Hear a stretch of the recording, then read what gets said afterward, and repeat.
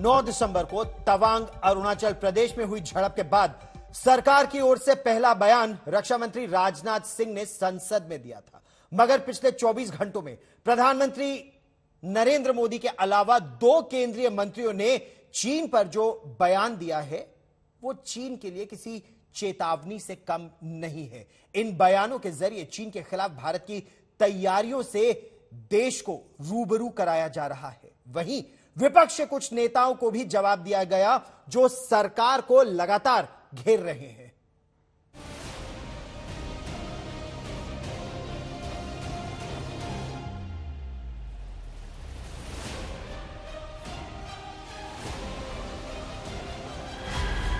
चीन को पहली चेतावनी।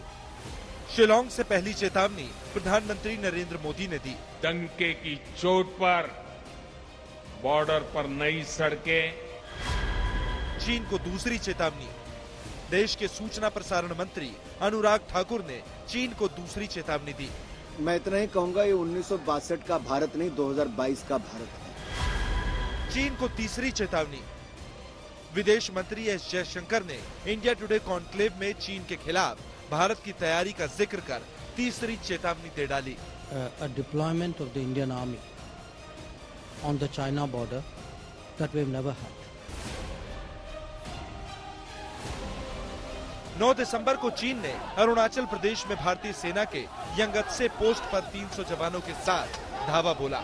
सरकार और सेना के मुताबिक चीनियों को वापस एलएसी के उस पार लौटने पर मजबूर कर दिया गया।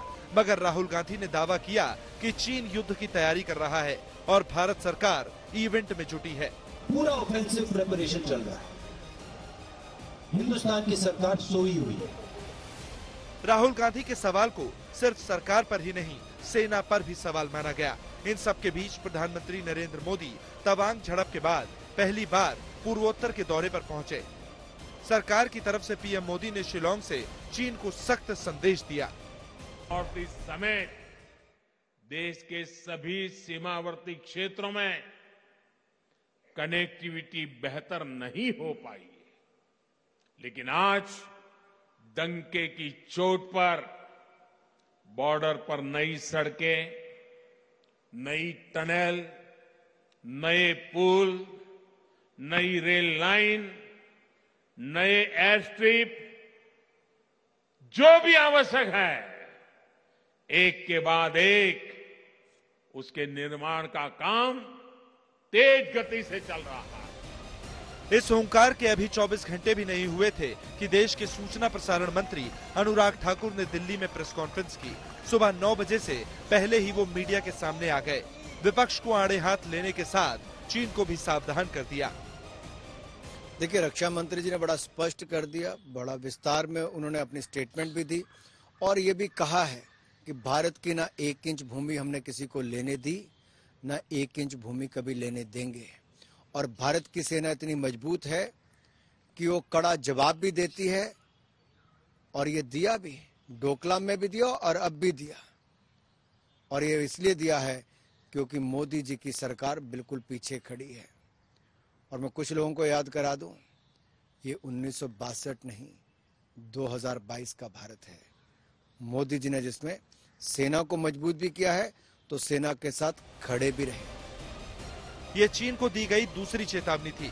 इसके कुछ मिनटों बाद विदेश मंत्री S Jaishankar India today conclave के मंच पर मौजूद थे। उन्होंने साफ कर दिया कि सेना की जितनी तैनाती भारत चीन सीमा पर आज है उतनी पहले कभी नहीं थी। Today you have a deployment of the Indian Army on the China border that we've never had. It's done in order to counter Chinese deployments which were scaled up massively since 2020. Now, if we were in denial, how is the army out there? Because the army didn't go there because Rahul Gandhi asked them to go. I mean, the army went there because the Prime Minister of India ordered them to go. दरअसल चीन की तैयारियों का दावा करते हुए राहुल गांधी ने विदेश मंत्री की जानकारी पर सवाल खड़ा किया था।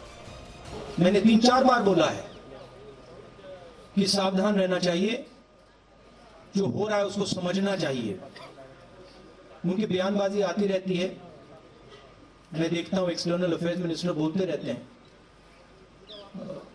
कहना नहीं चाहिए, मगर शायद उनको थोड़ी अपनी समझ गहरी करनी चाहिए।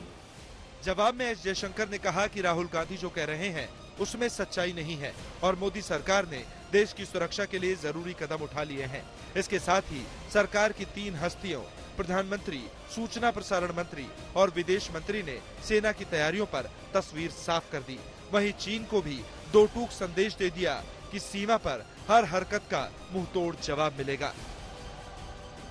दिल्ली से हिमांशु मिश्रा के साथ आज तक ब्यूरो।